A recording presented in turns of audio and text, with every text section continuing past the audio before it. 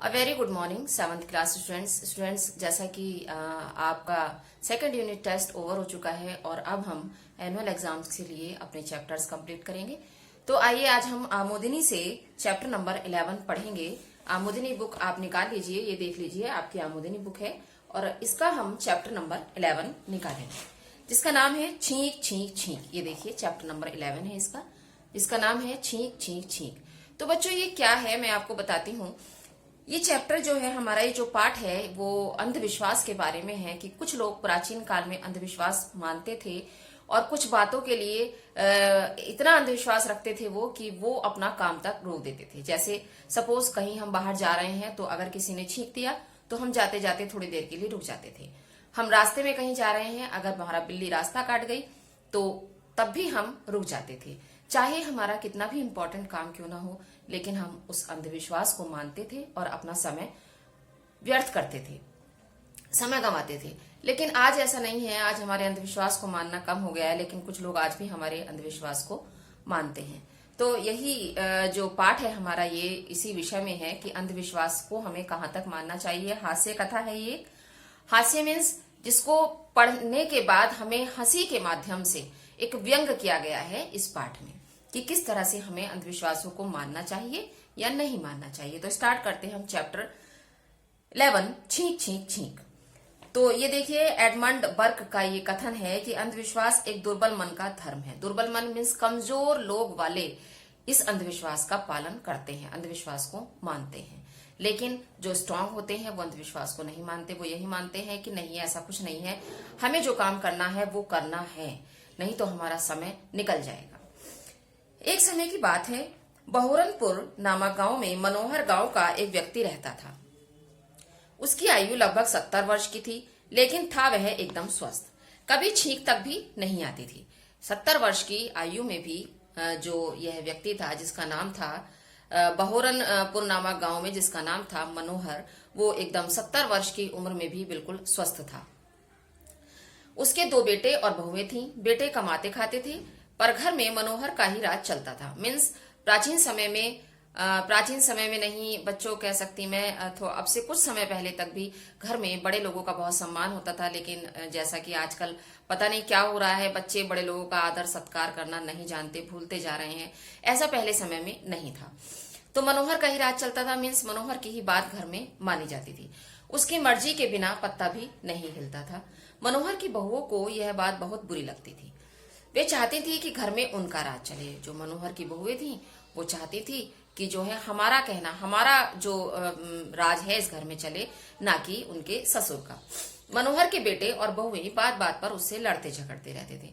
एक दिन मनोहर की बड़ी बहू अपने पति से बोली, हम कब तक इस बूढ़ी की चाकरी करते रहेंगे, न जाने कब यह मुसीबत जान छोड़ेगी और हम सुख सुख की सांस लेंगे।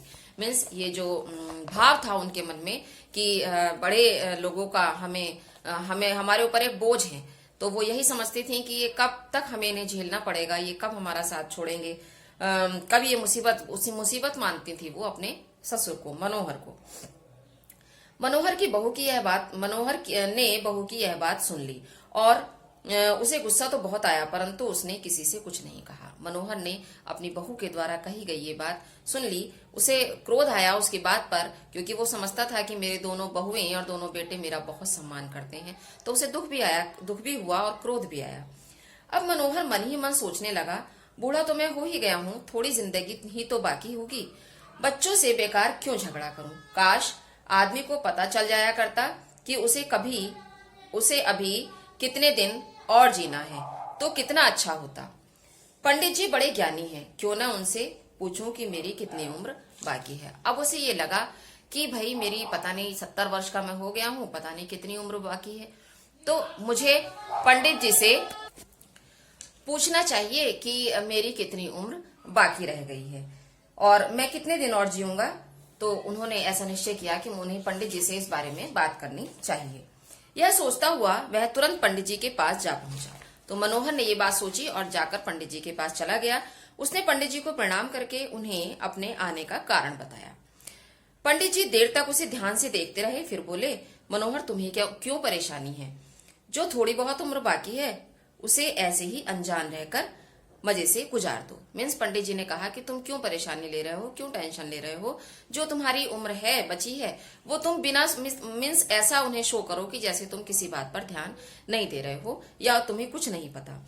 बाकी उम्र का पता चलने पर तुम जीते जी डर के मारे घुट घुट कर मर जाओगे। क्योंकि अगर तुम्हें ये पता चल गया कि मेरी कितनी उम्र बाकी है तो तुम्हें अंदर से यही सोचते रहोगे तुम मन में कि मेरी इतनी उम्र रह गई है, इतनी उम्र रह गई है, और तुम जीते जी ही घुट घुट कर इस बारे में सोचते सोचते मर जाओगे। लेकिन मनोहर अपनी जिद पर अड़ा रहा तो पंडित जी ने पात्र संभाला। देर तक हिसाब किताब लगाकर बोले, 3 बार छींकने के बाद तुम मर जाओगे, समझे? तो क्या कहा पंडित जी ने उनसे कि 3 बार जब तुम्हें छींक आ जाएगी तो तुम मर जाओगे। लेकिन वो तो इतना स्वस्थ था कि उसे कभी छींक भी नहीं आई थी।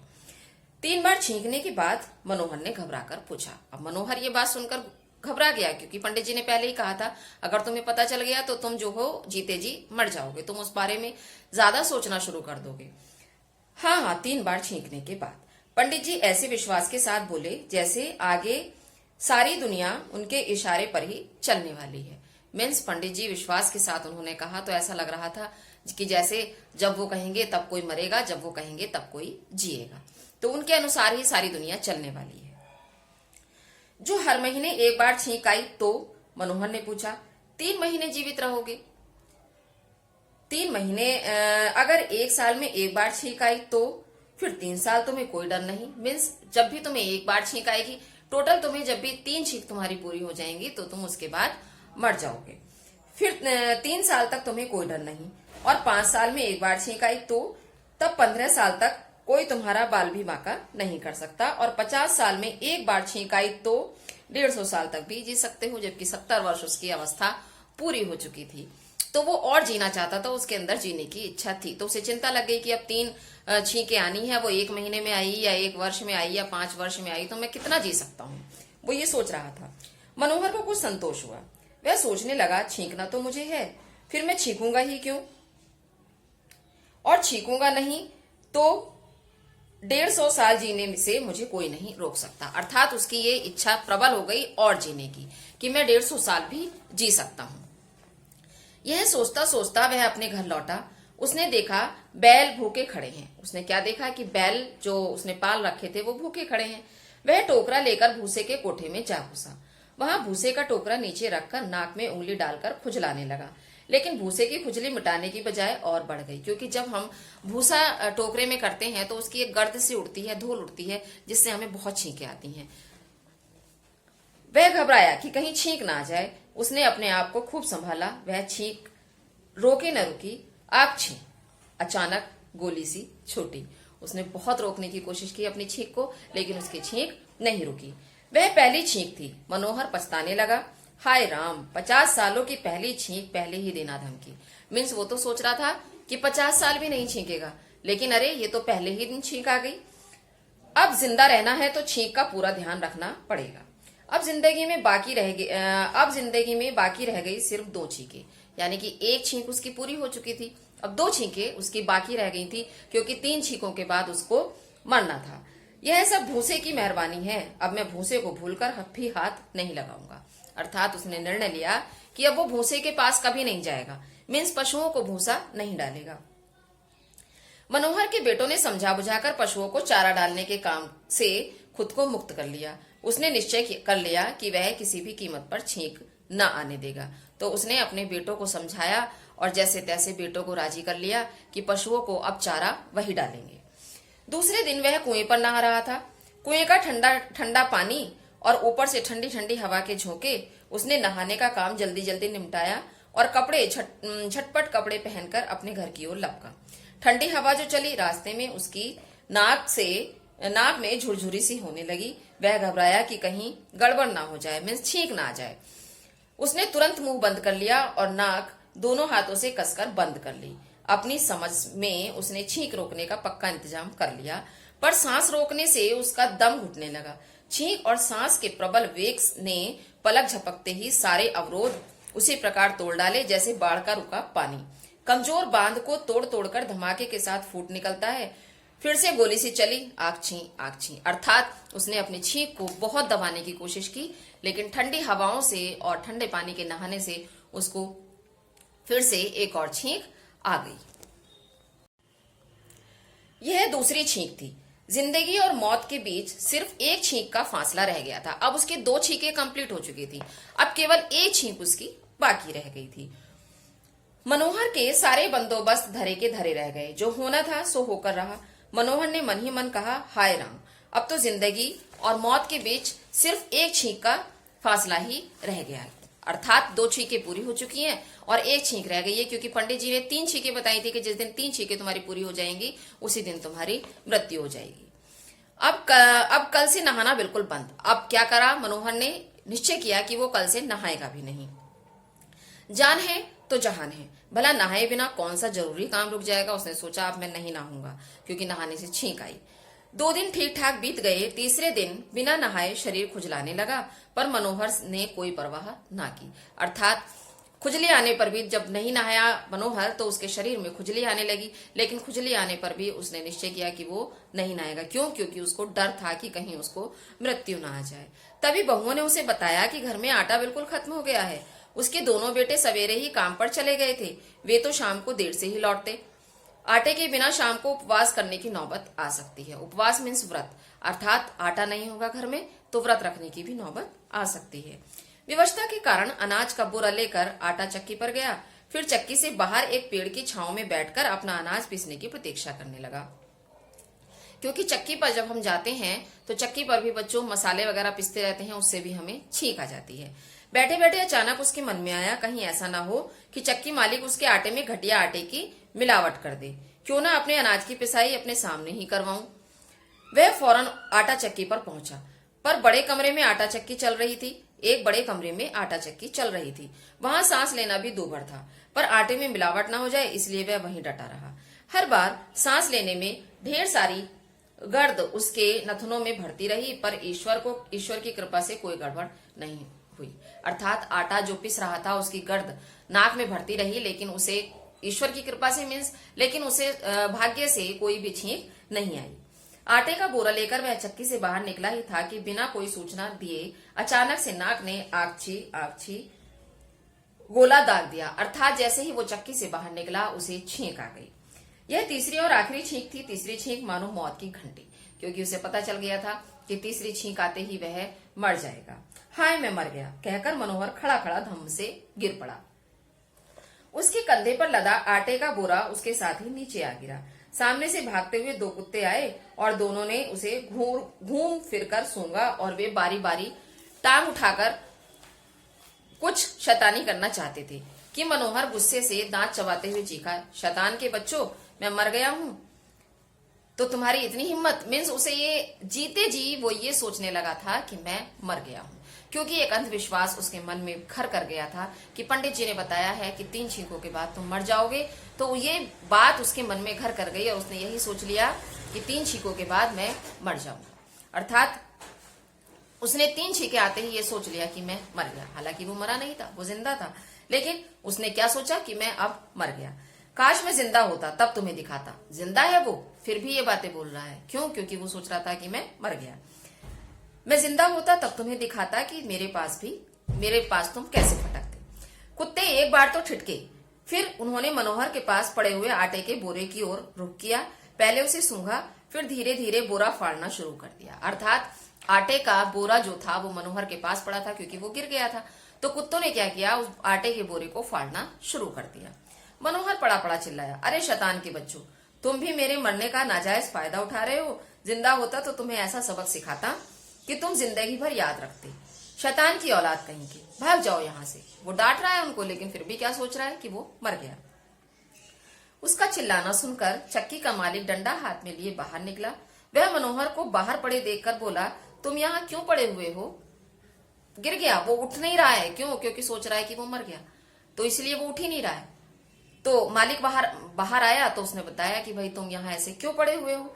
अरे तुम इतना भी नहीं जानते, मुझे तीसरी छींक आ गई और मैं मर गया हूँ। तो उसने बताया कि तुम्हें नहीं पता, मुझे तीसरी छींक आ गई है और मैं मर गया हूँ। क्यों? क्योंकि पंडित जी ने कहा था तीसरी छींक आते ही तुम मर जाओगे।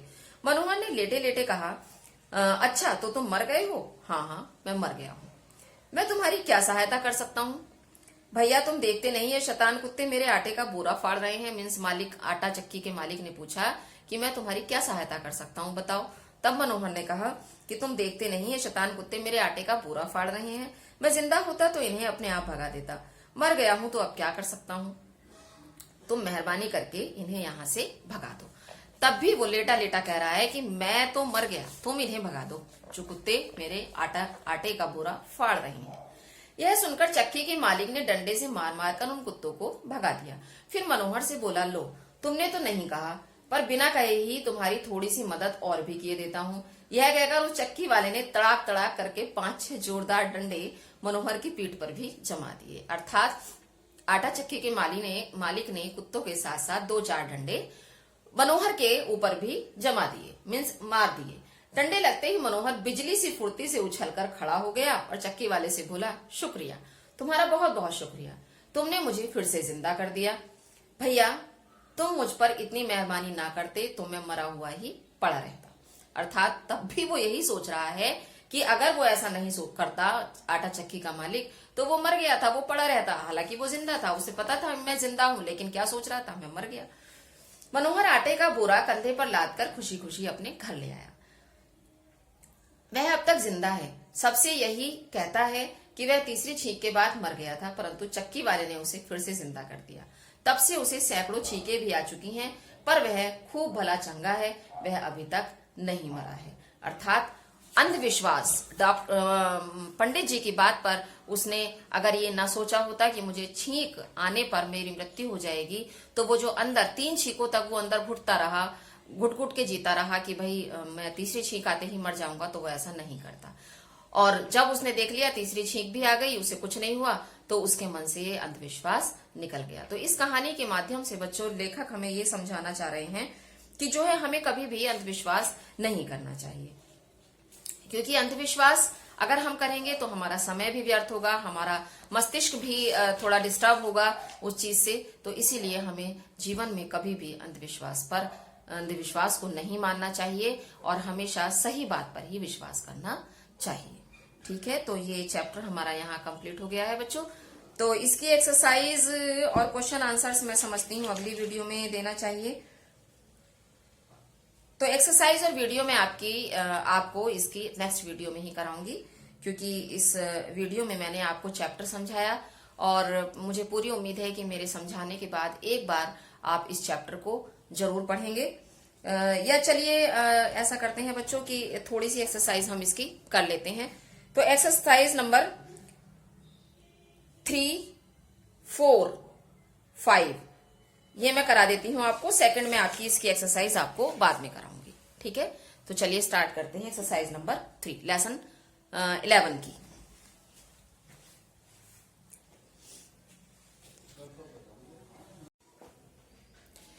तो ये देखिए बच्चों, ये हमारी एक्सरसाइज नंबर 2 है। सही शब्द से रिक्त स्थान भरिए। ये मैंने बोर्ड पर आपको सॉल्व कर दी है। देखिए, सही शब्द से रिक्त स्थान भरिए। रिक्त स्थान की एक्सरसाइज है, एक्सरसाइज नंबर 2। फर्स्ट वन आपका सेंटेंस है, बार छींक आने पर मनोहर की मृत्यु थी। तो इसमें आएगा 3 बार छींक आने पर मनोहर की मृत्यु थी। मनोहर की पहली छींक के कोठे में आई। इसमें क्या आएगा बच्चों, इसमें आएगा भूसे। मनोहर की पहली छींक भूसे के कोठे में आई। फिर है, और के बीच एक छींक का फासला रह गया। इसमें आएगा जिंदगी और दूसरे फिलअप में आएगा मृत्यु। जिंदगी और मृत्यु के बीच सिर्फ एक छींक का फासला रह गया। फिर है आपका देखिए 4th वन, ने आटे की बोरी को फाड़ना शुरू कर दिया। किसने आटे की बोरी को फाड़ना शुरू कर दिया? कुत्तों ने आटे की बोरी को फाड़ना शुरू कर दिया। नेक्स्ट वन इज, चक्की वाले ने डंडे मनोहर की पीठ पर भी जमा दिए। तो इसमें आएगा चक्की वाले ने 5-6 डंडे मनोहर की पीठ पर भी जमा दिए। तो ये देख लीजिए, आपके ये फिलअप्स आपके कंप्लीट हो चुके हैं। पहले में आएगा 3, सेकंड वन भूसे, थर्ड वन जिंदगी, फोर्थ वन, थर्ड में 2 फिलअप है, जिंदगी और दूसरे में मृत्यु, फोर्थ में कुत्तों, और इसमें भी बच्चों आपके 2 फिलअप्स हैं। लास्ट वाले में भी, पहले में आएगा 5-6 और दूसरे में आएगा पीठ। अब हम करते हैं नेक्स्ट एक्सरसाइज। सही उत्तर पर सही का चिन्ह लगाइए। ये देखिए, ये हम करेंगे अब इसमें। कि का सेंटेंस जो है हमारा पहला सेंटेंस है, मनोहर के कितने बेटे थे। कितने बेटे थे मनोहर के, इसमें आएगा दो। दो को आप करेक्ट कर लीजिए, दो पर सही का निशान आप लगा दीजिए। मनोहर के कितने बेटे थे, दो बेटे थे।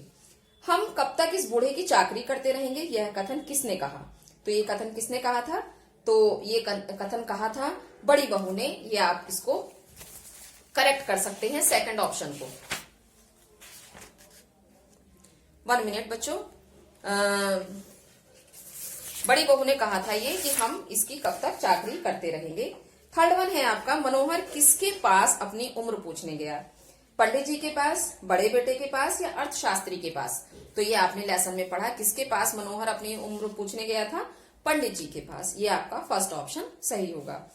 नेक्स्ट है, मनोहर को किसने डंडे से मारा। तो बड़े बेटे ने मारा था, चक्की के मालिक ने मारा था, या बड़ी बहू ने मारा था। तो इसमें आपका सेकंड ऑप्शन सही है, चक्की के मालिक ने। ये आप सेकंड ऑप्शन इसमें सही कर देना। फिर है आपका फोर्थ एक्सरसाइज है, सही कथन पर सही तथा गलत कथन पर गलत का चिन्ह लगाइए। तो इसमें हम करते हैं, पहला सेंटेंस है हमारा, मनोहर की मर्जी के बिना पत्ता भी नहीं हिलता था। सही है या गलत है, ये बच्चों बिल्कुल सही सेंटेंस है, तो इसको हम टिक कर देंगे। पंडित जी ने मनोहर को बताया कि वह 2 बार छींकने के बाद मर जाएगा। नहीं, ये आपने लेसन में पढ़ा अभी, कितनी बार छींकने के बाद उसकी मृत्यु थी, 3 बार। तो इसमें दिया है 2 बार, इसलिए ये गलत सेंटेंस है, इसको हम रॉन्ग कर देंगे। पहली छींक के बाद मनोहर ने नहाना छोड़ दिया था। तो नहीं, ये दूसरी छींक के बाद उसने नहाना छोड़ा था, तो ये भी हमारा गलत है। मनोहर की बहुओं ने उसे बताया कि घर में आटा खत्म हो गया है। तो ये हमारा सही वाक्य है बिल्कुल, क्योंकि उसकी बहू ने बताया था कि घर में आटा खत्म हो गया है। सही वाक्य है। जिंदगी और मौत के बीच सिर्फ एक छींक का फासला रह गया था। बिल्कुल सही बात है, सिर्फ एक छींक का फासला रह गया था जिंदगी और मौत के बीच। तो ये हमारा सही वाक्य है। तो पहला वाला वाक्य हमारा सही है। दूसरा वाक्य हमारा 2 बार छींकने के बाद मर जाएगा, गलत है। तीसरा वाक्य गलत है। चौथा सही है, और 5वां भी सही है। ये हमारा टिक रॉन्ग का एक्सरसाइज हमारी कंप्लीट हो गई। नेक्स्ट एक्सरसाइज है, निम्नलिखित शब्दों को शुद्ध करके लिखिए। तो हम ये एक्सरसाइज करते हैं।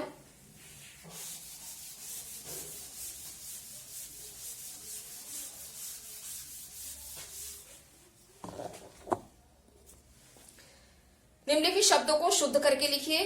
पहला शब्द है हमारा मुसीबत। देखिए यहां मैं लिख रही हूं इसको, पहले शब्द को मुसीबत। सही कैसे लिखा जाएगा,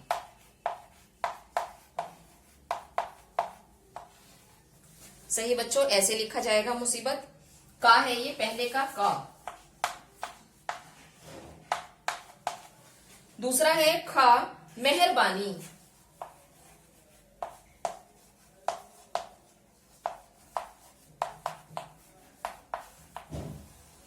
मेहरबानी ऐसे होगा। नेक्स्ट वन इज परबल। तो परबल ये है प्रबल।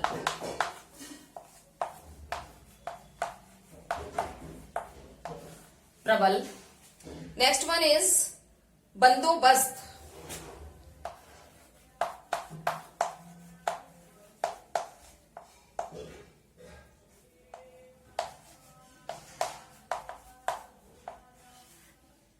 बंदोबस्त।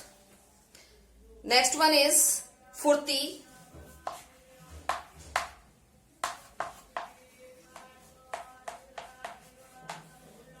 फुर्ती ये सही शब्द है हमारा। फिर है शुक्रिया।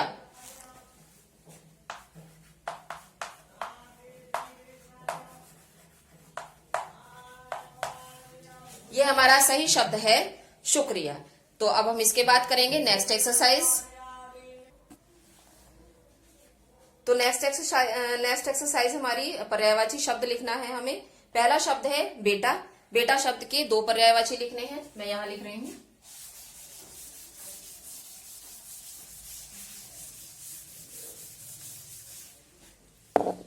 देखिए पहला शब्द है बेटा, इसका होगा तने सुत। 2 शब्द हैं इसके बेटा के पर्यायवाची तने और सुत।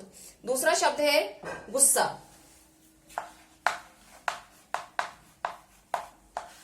गुस्सा के दो पर्यायवाची होंगे रोष और क्रोध। ये इसके दो पर्यायवाची हैं, गुस्सा के क्रोध और रोष। दुनिया, दुनिया के दो पर्यायवाची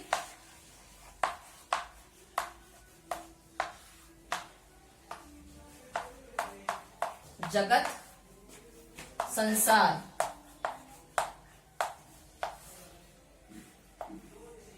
जगत, संसार। नेक्स्ट लास्ट वन इज सहायता।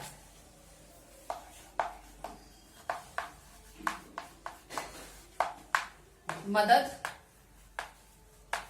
और नेक्स्ट इज अनुदान। तो ये हमारे इसके पर्यायवाची हैं, देख लीजिए एक बार। बेटा के तनय और सुत, गुस्सा, रोष, क्रोध। दुनिया का है जगत और संसार, सहायता का है मदद और अनुदान। तो ये हमारे पर्यायवाची शब्द हो गए हैं बच्चों। अब नेक्स्ट एक्सरसाइज हम नेक्स्ट वीडियो में करेंगे, क्योंकि अब ज्यादा लेंथी वीडियो भी सही नहीं है, आपको समझ में नहीं आएगा। दो एक्सरसाइज हमारी बची हैं और क्वेश्चन आंसर्स मैं आपको नेक्स्ट वीडियो में कराऊंगी। और इसी के साथ थैंक यू वेरी मच। और मुझे पूरी उम्मीद है कि आप इस चैप्टर को पूरा पढ़ेंगे मेरे वीडियो देखने के बाद, और इस एक्सरसाइज को करेंगे और इसको लर्न करेंगे। Thank you very much.